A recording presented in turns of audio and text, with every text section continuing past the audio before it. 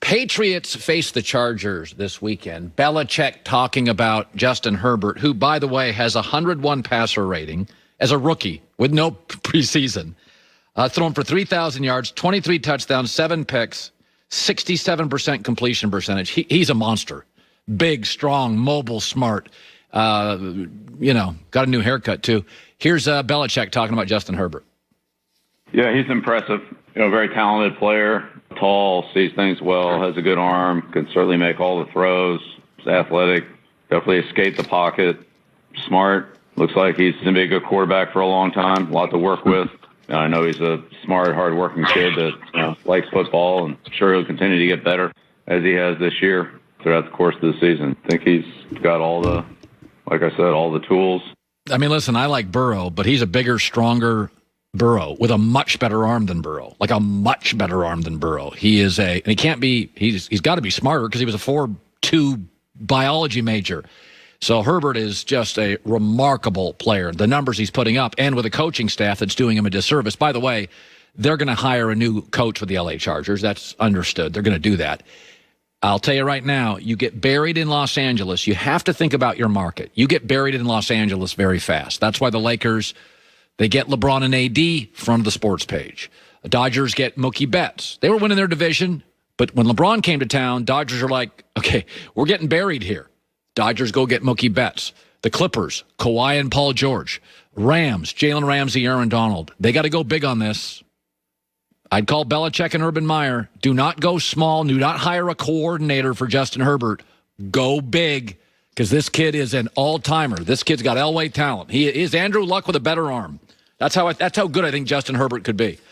Steve, let's get Steve Smith in here, the former Pro Bowl wide receiver, played in the NFL for 16 years and was a Pro Bowler for over a third of them, joining a now live NFL network as well. And a lot of you don't know this. He's a world traveler. Guy travels all the time. How you doing, buddy? I'm good. How are you?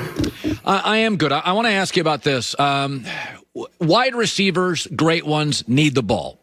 And Brady goes to Tampa, and they got Chris Godwin and Mike Evans. It's AB and Ronald Jones and Gronk.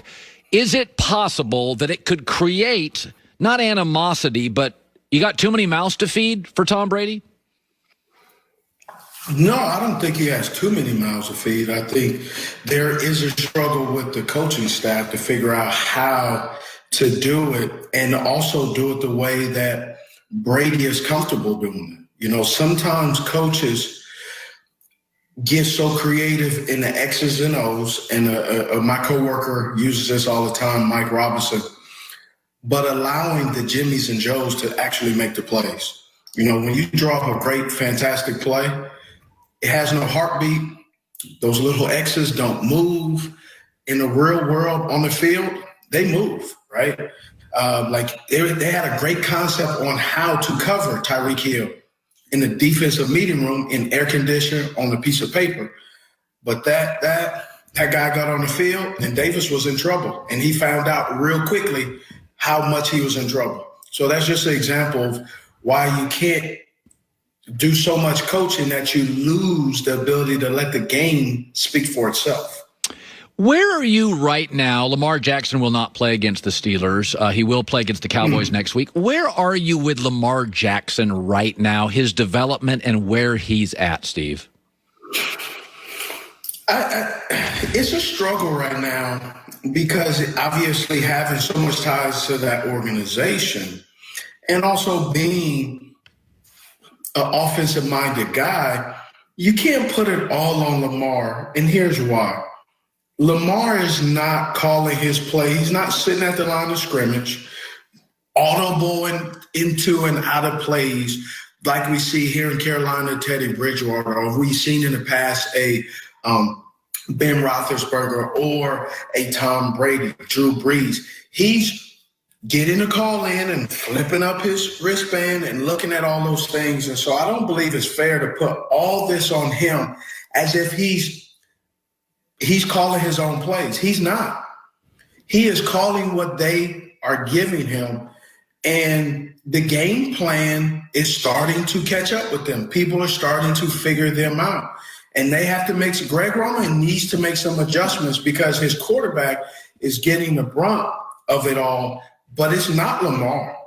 I hate to say it, it's not Lamar, and it's not the lack of weapons they have, because you don't throw the ball, right? And they run a RPO, which is run pass option.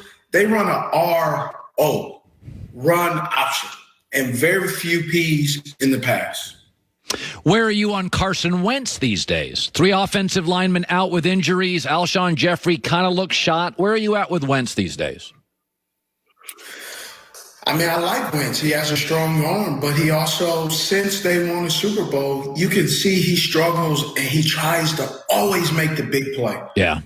He is trying to show everyone that it was my team. It was. But Nick Foles won that.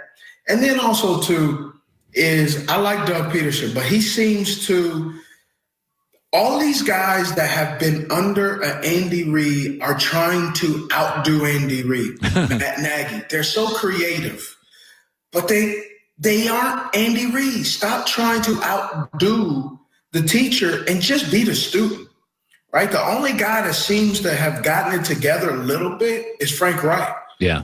But all the guys that have been under Andy Reid they're throwing the ball, they're doing all this stuff, they're doing this fancy stuff. And it's coming to bite him in the butt, to be honest. Where are you with Cam Newton today? Would you sign him for another year, draft a quarterback? Where are you on Cam? I think you really have to look at this team. New England Patriots have a number of issues. Defensively, they're stout, but they do have some guys on offense you desire a little bit more. And so I think it is an unfair assessment to say, where is he? Because also, too, we're not in the locker room. We're not on the practice field. The reason why they're running these plays is because of this. We don't really know, but we do know, based on his history, you're showing it right here, 9 of 18 for 84 yards. That is not a Cam Newton that we all have known to love and dislike. There are a lot of people that dislike him. There's a lot of people that love him. But 9 for 18 for 84 yards and 2 interceptions, that's not the Cam Newton that we all know. And that's not even a quarterback for the New England Patriots that we all know. So it'll be interesting to see how they finish out the season. And when they finish out the season, how does it really go? Does it go good, or does it really fall apart, or do they squeak one out and then get blown out in the playoffs? Okay, Steve Smith, NFL Network, every Thursday, NFL game day kickoff leading up to Thursday Night Football. It's great seeing you. Come on anytime, and happy to have you on, buddy. Thank you. Appreciate it. Merry Christmas. Steve Smith, Sr. I saw him play at Utah. That's how old I am. He was great at Utah. Tough guy. He's a tough guy. One day I was at a restaurant, Manhattan Beach, and he walked in. He just got back for, South Korea. He, travels all over the world. He's just like an adventurer. The Justin Herbert thing is really fascinating because let me go back to that. We started the segment with this. So Belichick plays Justin Herbert, bragging about him. In Los Angeles, it's just so many things to do. USC football, Clay Helton, nice guy, not much of a presence. They've disappeared. It used to be like a Laker USC town. USC's disappeared. Anthony Lynn, nice guy, not a huge media presence. They've disappeared. If you're the Chargers, it's not just about winning. You have to create a presence or you'll disappear in this city. This is not Indianapolis. This is not New Orleans. People don't show up to the games. You have to get them to the games, unless you're like the Dodgers and your family's been going for 100 years to the Dodger games. Then Laker games. But when you're new in town in Los Angeles, when you're new in town, you have no history. Yeah, they're not a legacy team. You got to go big.